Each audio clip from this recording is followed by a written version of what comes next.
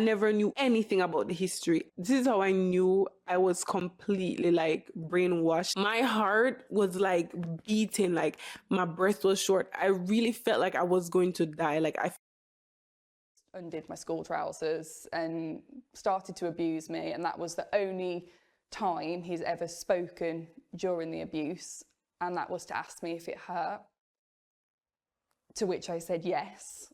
And then he stopped and made me sit up and pray with him, and he prayed to Jehovah to forgive both of us because we'd both done something wrong. And it was from that point that I knew I'd never be able to say anything.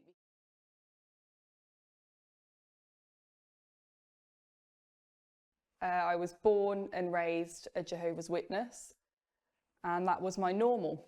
So from the time I was probably in the womb, I was read my book of Bible stories, which had a lot of pictures that involved quite a lot of blood and gore. So Cain killing Abel and things like that. It was quite horrific. And that was how I was brought up. I was brought up with the Bible. I was brought up to believe and trust in Jehovah God and love him more than I love my own family and my own parents, things like that. As a Jehovah's Witness, we couldn't celebrate Christmas or Easter or birthdays, and that was fine because I'd never done it. I didn't feel I was missing out on much until children at school get to colour in their Christmas trees or write birthday cards. And twice a week, my life revolved around going to a Kingdom Hall, which is a bit like going to church.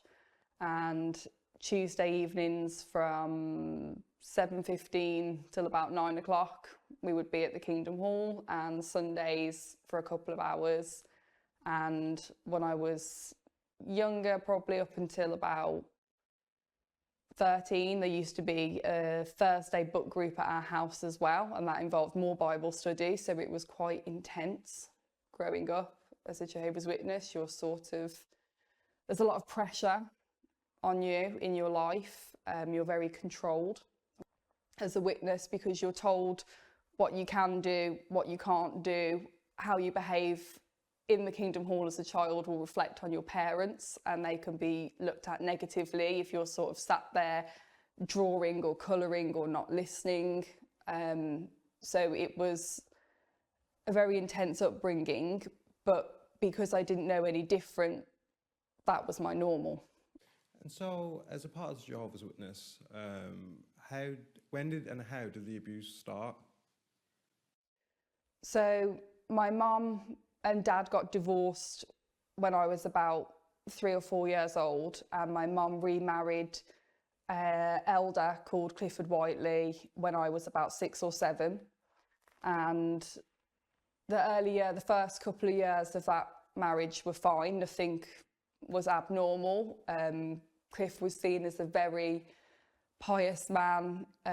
It was as though he was filled with Holy Spirit that just flowed out of him, and every congregation in the West Midlands knew him and really loved him and looked to him as a very authoritative figure within the congregation that they could respect and love. And his story of how he came into the religion, people admired. So he was a well-respected man. So for Mum to marry him, it was seemed like the perfect situation because he was a very spiritual man. He would look after us, and our spirituality was the most important thing that had to be looked after, even more so than food and somewhere to sleep, as long as you had a good spiritual relationship. It wasn't until I started getting older, I guess, and to an age where you almost start to develop. So from about the ages of 11 or 12 was when the abuse started. So he hadn't done anything before. There was no inclination that he was going to do anything before. It just happened. I was always close with him, and I loved him as a dad. He was a good father figure up until that point. And we went to his daughter from a previous marriage had a party, and we were invited, and we got to stay over at a hotel, and it was very exciting. and the room we stayed in had a masonette, so there was a bedroom on the top and then a sofa bed downstairs for me and my sister. And before we went to go to the actual party, I was too excited to sleep. I'd already put on my new dress and I slept with him and Mum in their bed, which wasn't an unusual thing to do. We were a very sort of cuddly family. And it was Mum in the bed, him, and then me on the end. And I couldn't sleep, I was too excited.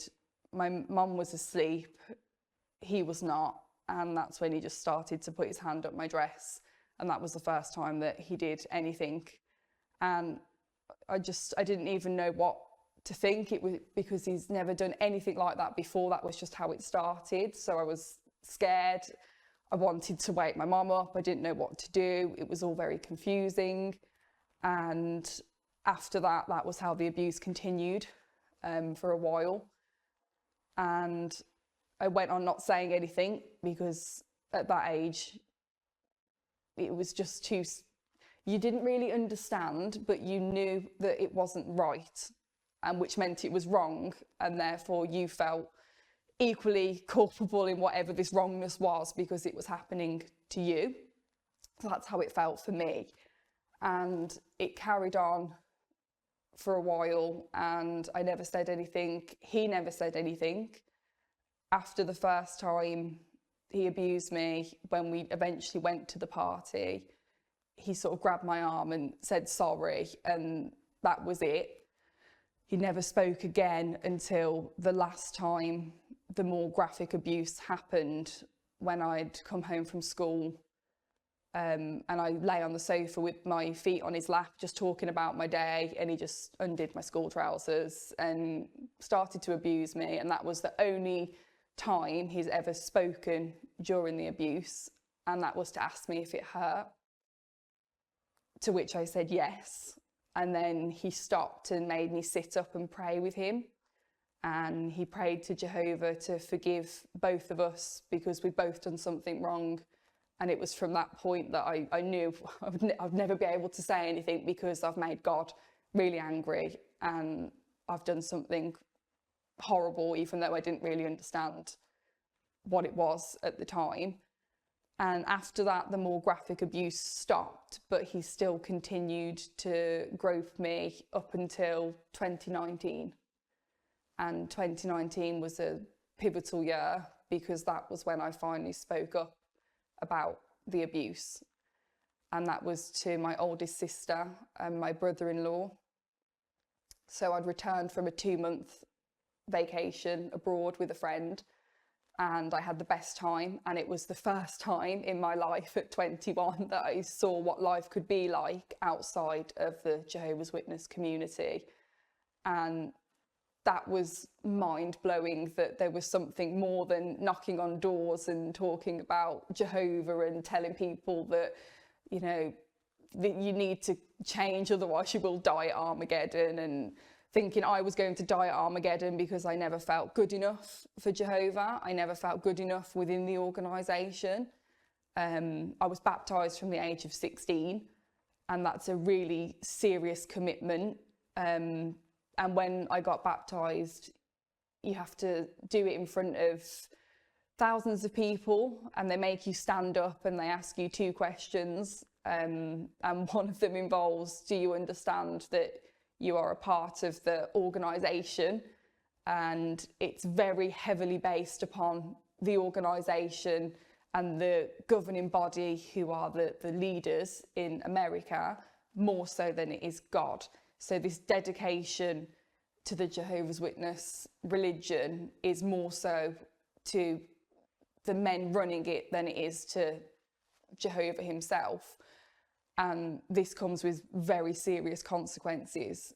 So if you sin, which can be if you're smoking, if you get drunk too often, if you're having sex before you're married, it can lead to your expulsion from the religion. And that's known as disfellowshipping. And you can only be disfellowshipped if you're baptised into it because you've dedicated your life. So to do that at 16 is very serious. And at 16, you don't really understand. You think you understand because you feel very mature and grown up and you want to make your parents proud. So that was my reason for getting baptised. There's a lot of pressure that comes into it from the congregation. My mum never really pushed me for it. She doesn't really agree that you should get baptised young, but my stepdad certainly did, and a lot of other members of the congregation were pushing me towards baptism. And I didn't really understand the severity of it at that age until I got older and had the natural inclinations to want to go out with friends, and you want to have a drink, and you just want to be a normal teenager enjoying your life. None of which you can do, because if you get caught, or if the guilt eats away at you so much that you confess to the elders, then that could be it. You'll be cut off from your whole family, from the whole community.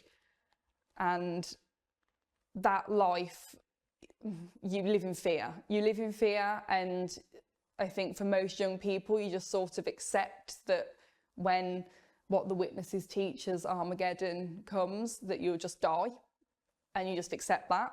But you carry on going through the motions because you don't want to upset your parents or members of the congregation. So you just carry on. It's a bit of a farce, really. So for this experience of me abroad, it was, okay, wow, maybe I won't die at Armageddon, and because I don't actually really believe in it. But you're almost too scared to think those thoughts, because you're taught that God can read your thoughts and the devil can read your thoughts, and you shouldn't pray out loud because the devil will listen to what you're saying and know your weaknesses and then pull you away from the organisation.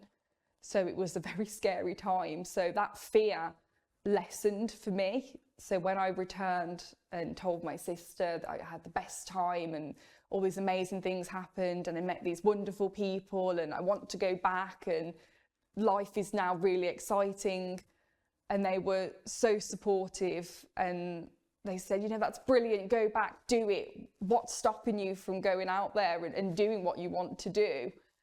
And I think it was almost an escape route for me, because I thought about my mum. I'm the youngest of 5 children. I would be the last one to leave. And then I said, also, there's Cliff. And I just started to cry. And it's the sort of crying that you can't come back from. It's not a few tears and, oh, I don't know why I'm crying. It was heavy sobbing, and I couldn't talk. And her initial thought was, you're pregnant, aren't you? Just tell me you're pregnant. And I sort of shook my head, and is it about Mum? Is it about Cliff? To which I'm like nodding, and has he done something? And again, it's nodding. And is he doing something to you now? And no. And is it in your past? Yeah. And that's how it came out to my family. And that was very traumatic, because that had been 10 years since the very graphic abuse happened.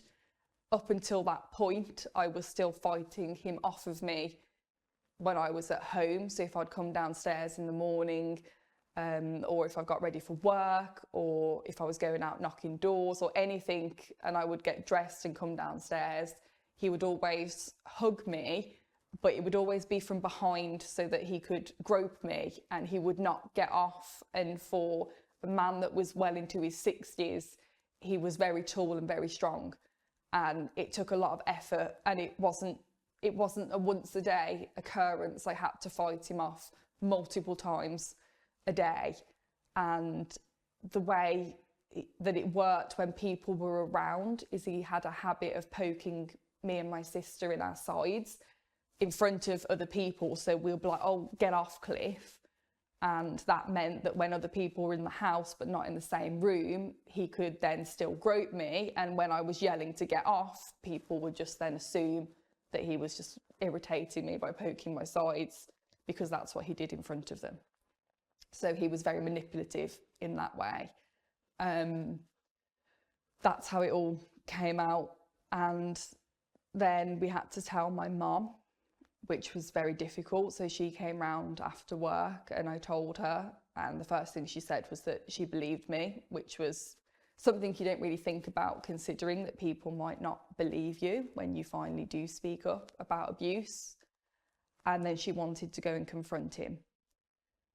But we didn't want her to go by herself to confront him. So it was her decision to take 2 elders from the congregation with her. I don't know whether I can use their names. If you want to crop it out, you can. So she decided to take Clifford and Richardson, so 2 elders from my congregation who I'd known from when I was a child. And yeah, they'd known me my whole life. I loved both of them. I was very attached to both of them.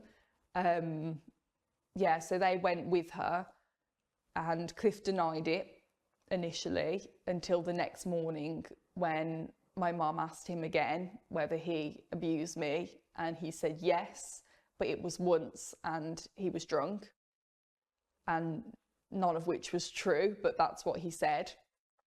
Or too much to drink. He didn't want to say drunk because that's also seen as a sin, so he said too much to drink. And then he had to tell the elders. By that point, I couldn't be in Birmingham anymore.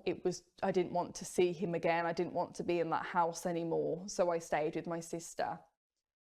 And my sister said, I think you should report it to the police. And I was very reluctant to do so.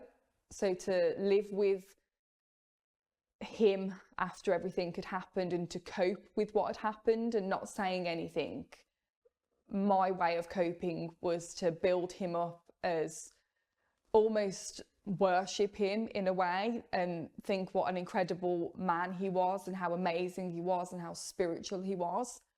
And that was partly because growing up he isolated me from my mum and my sisters and my brother, and I wasn't allowed any friends outside of the congregation, and even people within the congregation, because he was an elder, he knew a lot of what the younger people were getting up to, and so I'd be told to stay away from them.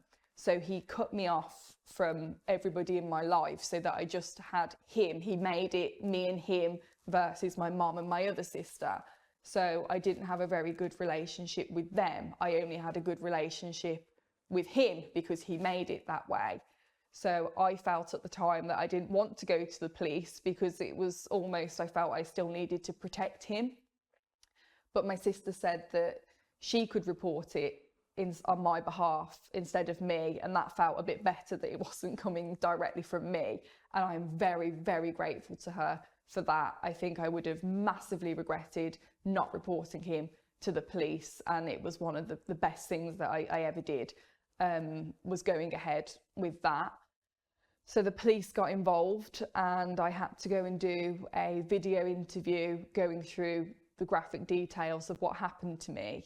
And the police officer, DC Enzel, who was in charge of my case, had asked if he would have any trouble with the elders cooperating. And my sister hasn't been in the religion for many, many years, and even she was, up until this point, was still very defensive of the organisation. She wouldn't have a bad word said against it at all. So we both said, no, they'll support you, whatever you need, they will cooperate. And he said that I've worked with religious groups before and that isn't the case, but we were adamant that he will have all the support from the organisation, he doesn't need to worry. And it wasn't long after that that I then realised the true colours of the Jehovah's Witness organisation. There was a lot I didn't agree with when I was growing up. Some of the teachings didn't sit right with me. I didn't like that women were not allowed any positions within the congregation, and there were a lot of scriptures that were constantly mentioned about women being the weaker vessel, and that Christ is head of the house, and then it's man over woman and things like that. And I never really liked that, and they backtracked a lot of their teachings. So the first man, Charles Taze Russell, that started the organisation, from when he started it until now, their foundation of beliefs have changed so many times, and it's put under the umbrella of new light, that they've had new light into the scriptures, and the teachings that they previously held were no longer true or found to be wrong, and then they would change it. That never sat right with me either. I always thought I would wait until my parents died and then I would leave, because then I don't have to break their hearts by leaving the organisation. So I knew it wasn't for me anyway.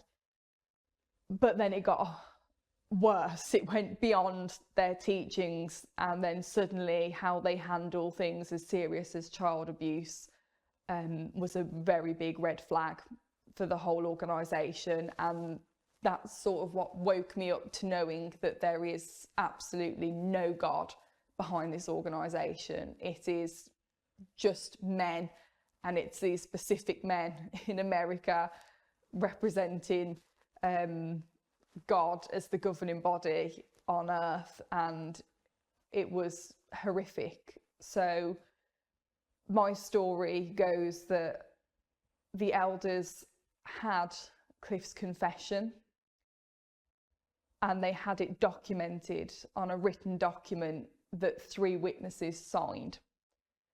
So Cliff had a meeting with 3 elders in March to decide whether he was going to be kicked out of the organisation, because it wasn't an immediate he was going to be kicked out. It had to be a decision made by 3 elders, and this is called a judicial committee. And a judicial committee happens when a serious sin has been committed. Again, that goes back to smoking, or if you've had sex. And Cliff, as an elder, will have been part of many judicial committees because he was an elder for well over 20 years. So he knows how they work, and he knows the rules, because all elders have a guidebook, and it's called Shepherd the Flock of God.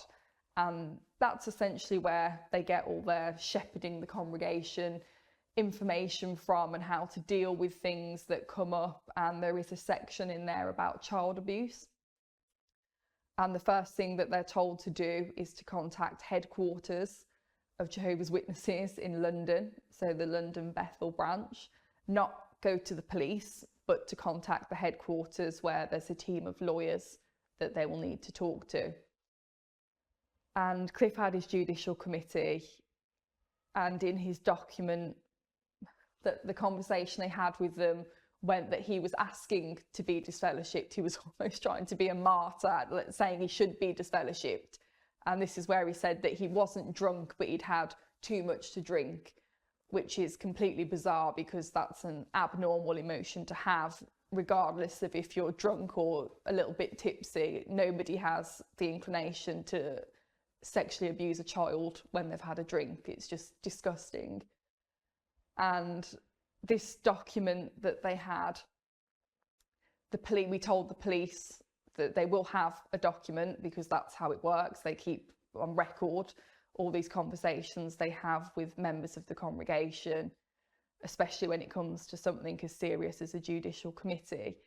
And the police got in touch with Dave Clifford and Rudy Dobson, the elders, to ask for the document, and they wouldn't give it over. And they're similar to the Catholic Church, a bit like under a penitent oath. They said that they couldn't hand it over. And this is where everything went downhill, because for a historic case of abuse, it's not very often you can get a conviction. So my case wasn't strong to start with, and Cliff was giving no comment interviews to the police. But we did have a confession that was signed by 3 people that we couldn't get. And it took 7 months of fighting to get that document, and it had to be court ordered that they handed it over. So before we got to that point, I'd asked the elders to come and see me, because I'd known them my whole life. I admired them both, and I didn't understand why they were not going to help me. So they came round, they said a prayer, they shared a scripture about slander, and they said because Cliff had told them in confidence about the abuse, that it would be slanderous of them to tell the police.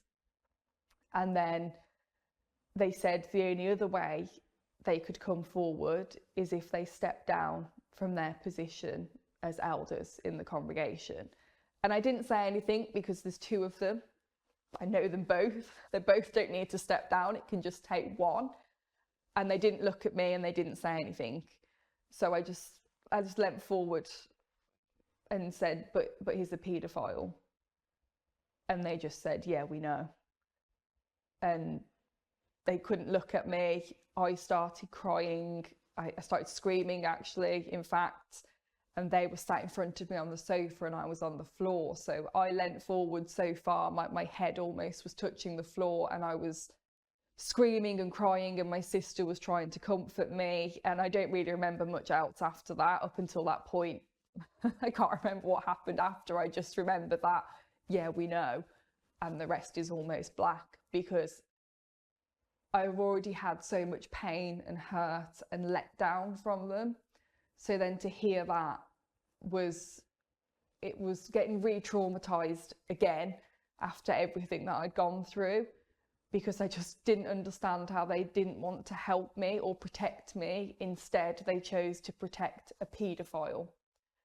And that was heartbreaking, because these are two men that I loved very much, and they let me down big time. And the whole organisation lets down people like me over and over and over again. And my story is one of thousands, and mine isn't even the worst one that's out there. Mine is just a very small part of an epidemic that's happening within the Jehovah's Witness organisation, because they choose to protect paedophiles. And there's even a database that they have with a list of paedophiles going back 10 years. And that is something that is being fought for at the moment, to be handed over to the police, because they refuse to hand it over at the moment. And that's what really made me realise that, yeah, there's no God behind this organisation. This is wrong. You need to protect children. You can't treat people like this. Survivors of abuse don't deserve to be treated like this. Paedophiles do not deserve protecting. Hello everyone, welcome to my channel. I'm Annery Morgan, and I'm going to use this video to talk about how I woke up from the whole Jehovah's Witness, truth, religion, denomination, whatever they want to call it. I've had this video down to do for a good couple of weeks, and I was really scared to do it because I'm still connected to my family, which is still a part of the organization. And even though I might tease them in person, I really don't want to come off as disrespectful to their faith in public. I still decided to go ahead and do it because this channel is really a representation of who I am, and a big part of my personality, and a lot of person's personality, is their faith. And this organization played a lot in shaping and molding who I am, or how I thought in the past. I'm still in the process of kind of getting over some of the things I learned within it and trying to kind of unlearn it in a way. I was almost born into this organization in the way where it was my family really got into it. When I say my family, I'm excluding persons like my father. I think I want to mention him in particular because he's more of an atheist, so he was never a Jehovah's Witness. So the part of my family that did follow the organization, they really got into it when I was like younger than 5. So it's a little bit different when you were technically born in it, because it's kind of all that I knew. So I really did believe that it was the truth. This is all I knew. So when I say that I truly believed, know that I felt it in my chest. You know that feeling that you know that your God is real and your truth is truth, and that surety and that strong, you feel it right here.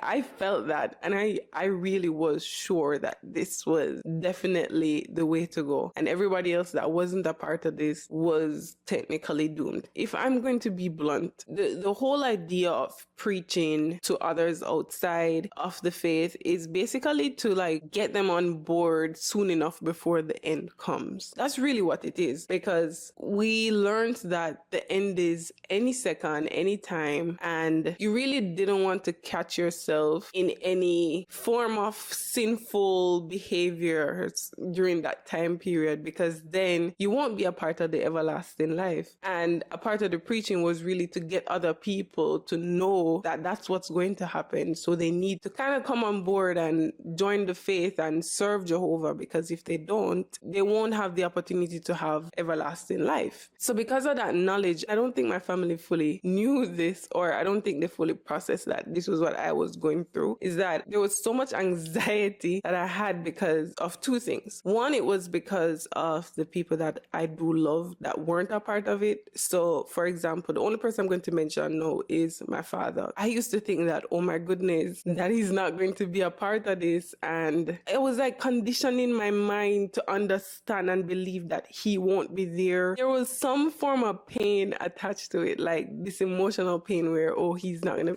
I don't want to sound like corny, but that's really how I felt, because know that this is when I was like 12 and under. I used to worry for my dad, not just my dad. I'm just mentioning him. And then another reason was because I knew in my mind that I had, in the organization standards, I had impure thoughts. For example, I had crushes on boys from I was really young, like boys in my class and stuff like that. I used to feel like, oh, one, they didn't believe in the faith, and two, I was too young to be having these feelings. So the guilt that was on me was crazy, because I thought, oh my gosh, the end is coming any second and any minute. I wasn't going to live forever. So in retrospect, as a child, that should have never been the worry on my mind, but you know, that's what it was. So what I used to do is I used to pray. I used to pray to Jehovah so hard, begging him like to forgive me of my thoughts, and that so this is the time when I was before 12. So before high school, I started high school at 12. So I used to feel like when I get away from this particular boy, I won't have these feelings anymore because I'll be gone. So when I finally went to high school now, I went to an all-girls high school. Two things, I was like sad, of course, because I'm going to be away from the crush I had. And then I was happy because, oh, I wasn't going to be around boys, because I don't know why, I've just always liked boys. Another part of it is that I never celebrated birthdays, we never celebrated Christmas and stuff. I feel like that affects people more who are living in the US and probably other countries. It is a big deal in Jamaica to celebrate birthdays, but for some reason, it never really bothered me. So yeah, I also felt guilty for not listening in the meetings,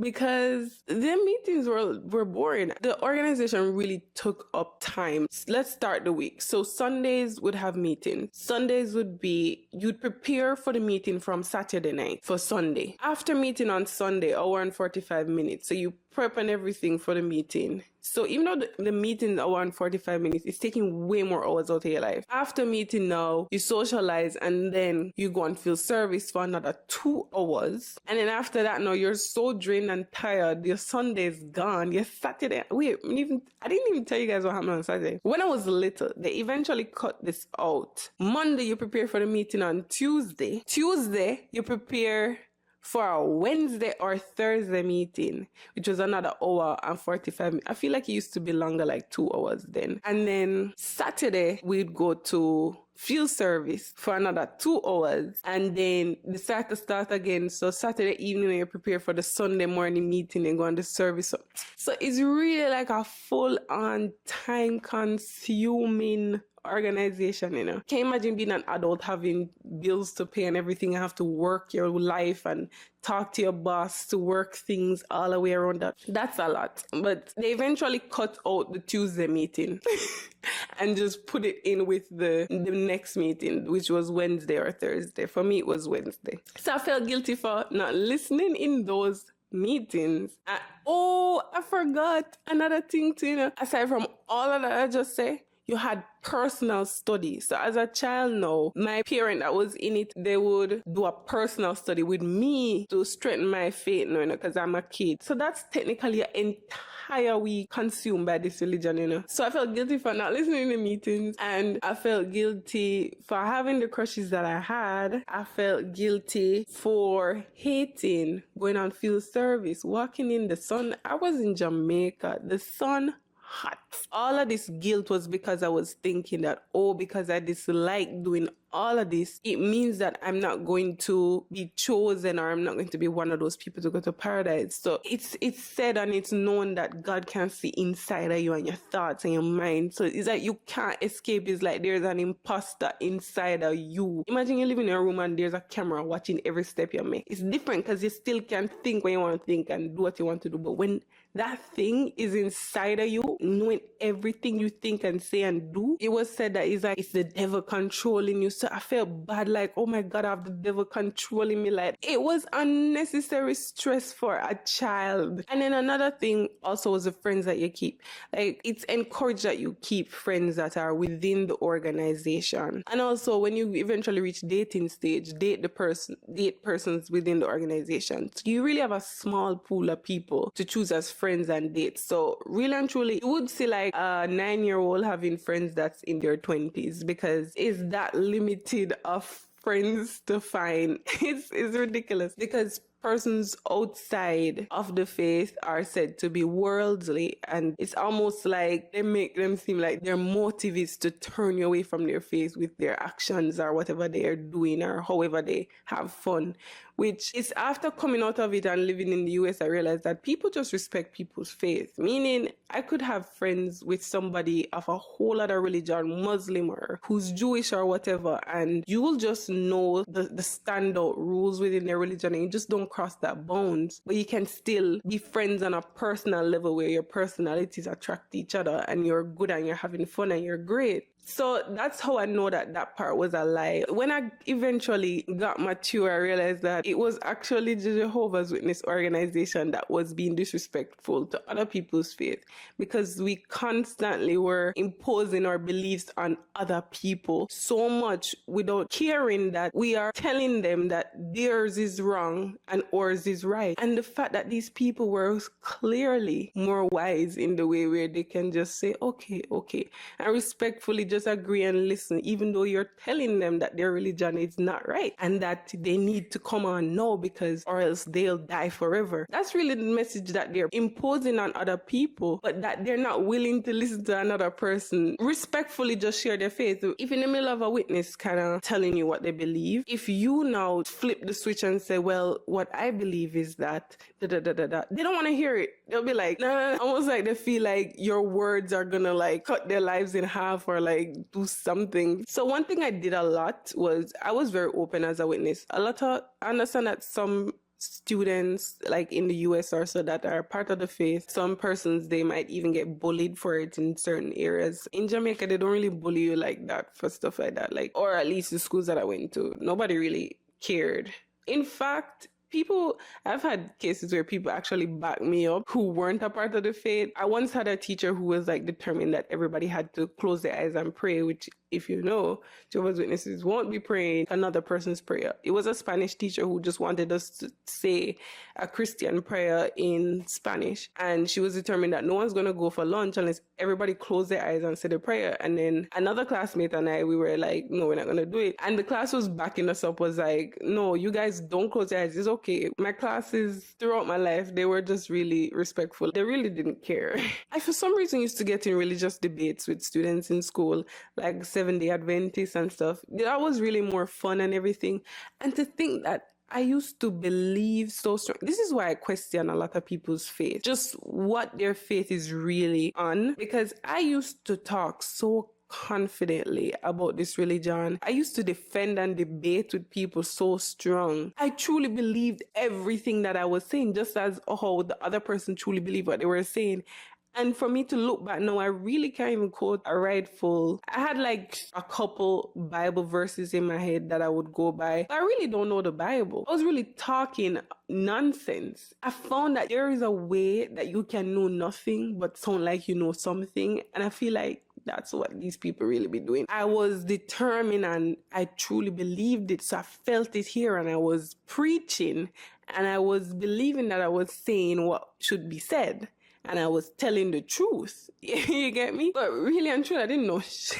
Yeah, I really was just arguing off of what I learned in the meetings and not necessarily quoting factual Bible truths. So even the verses that I was pulling from and like mentioning was not my interpretation of those verses. It was like the verses said, and this is the interpretation I learned to say and somehow believed as well.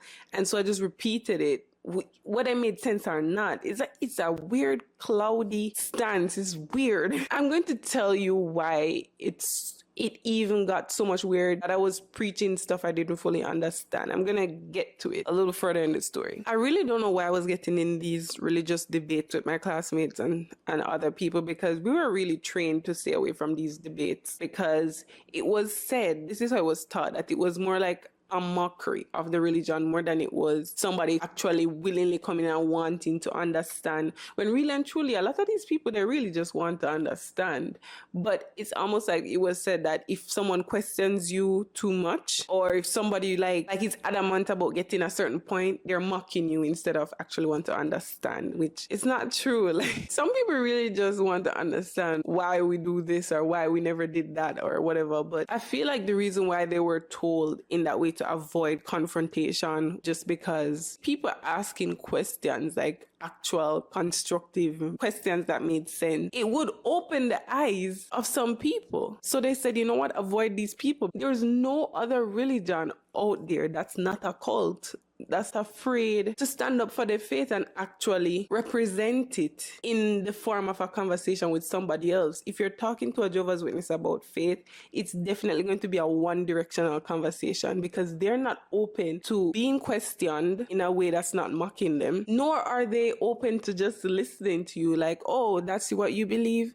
Well, I believe that da da da da da. Like, they won't give you that respectful time of day. It's disrespectful to me, because you're imposing your thoughts and your beliefs and basically disregarding someone else's strong belief in whatever they believe. And then there was another point on education. Higher education is technically discouraged. Now, if you speak to them directly about, like, with those words that higher education is discouraged, they'll tell you, no, it's not discouraged. There's no truth in that and everything. But it really is. And the organization, they don't tell you specifically don't head for higher education, but they use very subtle ways in telling you that you're wasting your time getting higher education because it won't mean nothing. And the time you're taking to learn about the world, you should be really taking it to learn about Jehovah and teaching other people and spreading the good news to other people about him. So that's the kind of way they deliver that message. So when you tell them that, oh, but the organization discourages higher education, they'll be like, nah, it doesn't. But I know a good couple smart people that gave up going to, and when I say smart, I mean they were getting way better grades than me in high school, and they were actually on top and really smart and on the road to being one of those high-performing career. They never went for it just because they needed another career, a simpler, less time-consuming type of career, or just avoid career seeking and just getting a regular, simple job just so they can have time for Jehovah and to preach. I know a good double handful of people who made that decision. Luckily for me, I'm from a kind of stubborn family, and I'm so grateful for that, because somehow that message kind of flew over my family head, and higher education was the motive for us. So I don't understand how that ended up happening, but it happened, and thank God it did, because I would regret every second of that right now that I'm out of it, you know? By the time I was in pharmacy school, I was technically out, and I'll lead you on to how I open my eyes. Using pharmacy school is another real reason why they don't want you to get higher education, because of course your head all your loose screws get tightened, and then you find out that, okay, this is manipulation. But yeah, I remember after getting in pharmacy school, when I went to the Kingdom Hall in the US and I went to the Kingdom Hall back home, 2 different congregations back home, and all 3 times that I went, they asked me, oh, so what are you studying? And I said pharmacy. It's almost like it was a rehearsed line. They all said, what are you going to do with pharmacy in paradise?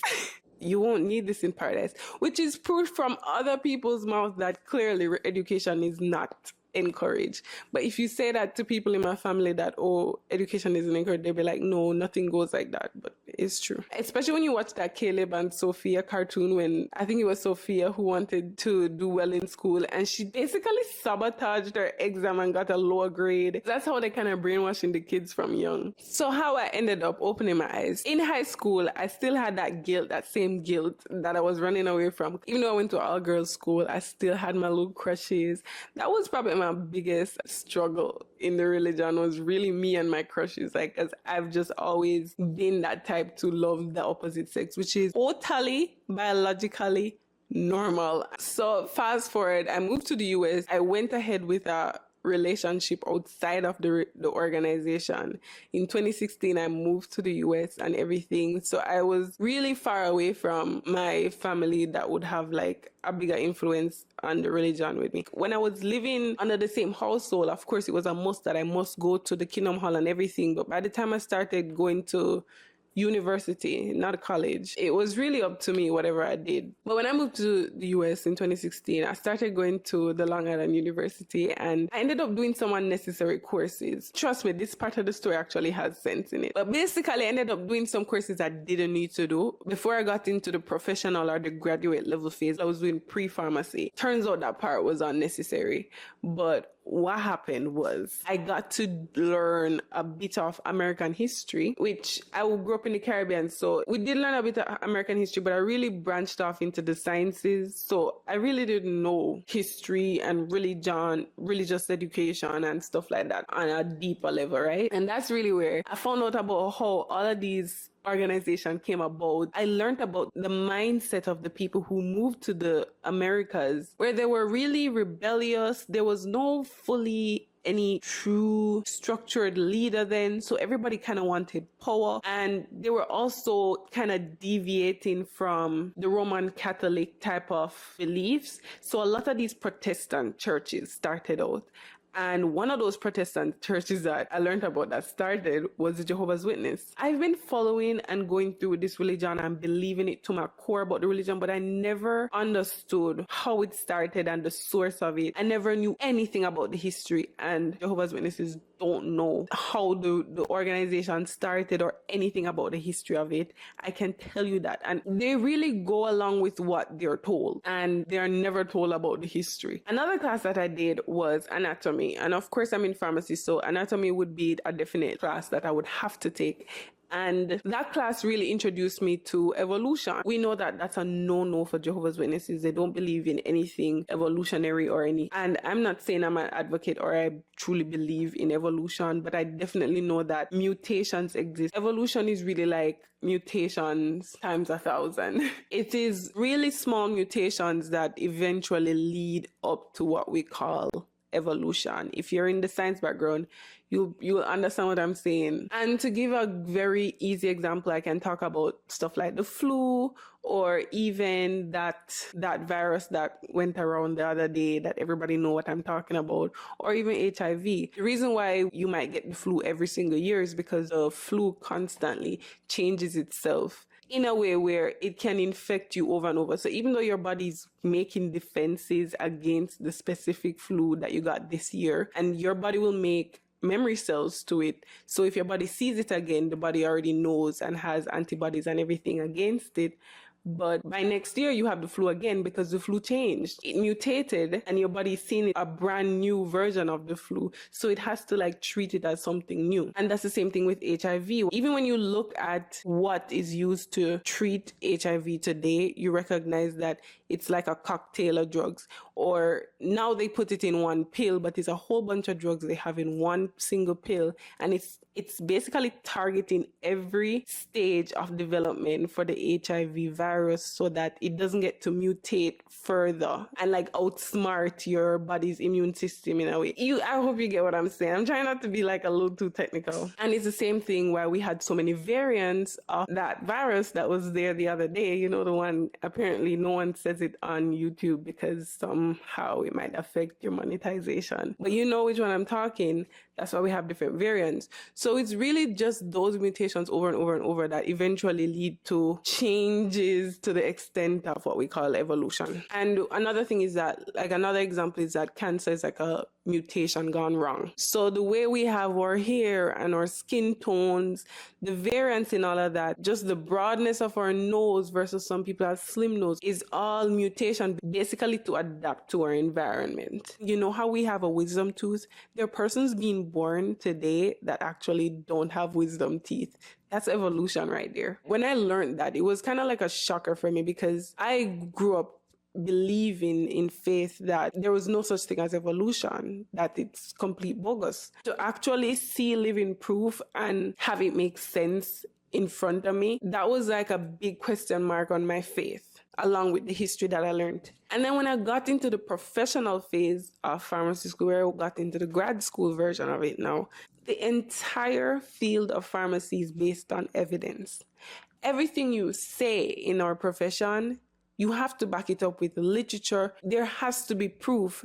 And of course, in the world of religion, humans, they don't know everything. But for me to have strong faith in an organization that's stating such strong rules and restrictions and stuff, there must be some form of evidence behind where they're getting it from. Not knowing the simplest detail as to where it really came from, I just thought that made no sense. It was, which kind of like also helped to back up why they don't want, or why they technically discourage higher education, because this is what regular common sense would bring to anybody. You get me? The fact that I didn't know the history of the organization, and the only thing I knew about the organization was coming directly from their site, jw.org, for me to have my faith only backed up by one single source. They're saying the source is also the Bible, but we know that's not true. In the scientific world, we know that that's ridiculous. So I did my research. And when I went into my research, I want to let you know that this is how I knew I was completely like brainwashed, because I had a serious panic attack. My heart was like beating, like my breath was short. I really felt like I was going to die. Like I felt like I couldn't breathe. And like I was really like hyperventilating and everything just to type in the history of Jehovah's Witness organization. Just simple that. Just that, like, just to actually go and research the history of my own religion that I have such strong faith about. I was mentally enslaved by this organization. And basically, based on what I found out, which would be similar to what you find out if you decide to go and research this organization. That was it for me and the faith. When I finished reading, I was done. I was out, and I've never felt more free in my life. Even my faith now is still a big question mark. But I know that whoever created me and whoever created the universe, I'm going to respect what he created and everything around it. And I know that if there is a real, true, loving God out there, he'll understand my stance and my confusion right now.